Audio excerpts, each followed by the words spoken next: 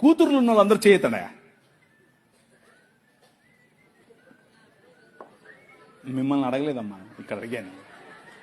మీరు ధన్యులు, మీరు ధన్యులు. ఎందుకో తెలుసా?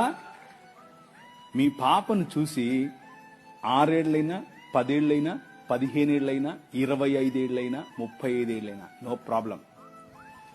బుగ్గల మీద చేయి పెట్టి ఎంత అందంగా ఉన్నావమ్మా నువ్వు అని చెప్పు. అది నీ బాధ్యత. నువ్వు చెప్పడం మొదలు పెడితే పక్కనోడు చెప్తే మా నాయన ఎప్పుడో చెప్పాడు అంటది. అర్థమైందా? నీ కూతురు దగ్గరికి తీసుకో, కౌగిలించుకొని చెప్పు, ఐ లవ్ యూ బెటా. అబ్బా ఎంత అందంగా ఉన్నావే నువ్వు, అచ్చం అలాగే ఉన్నావు, అచ్చం మీ అమ్మలాగా ఉన్నావు, అచ్చం మా అమ్మలాగా ఉన్నావు.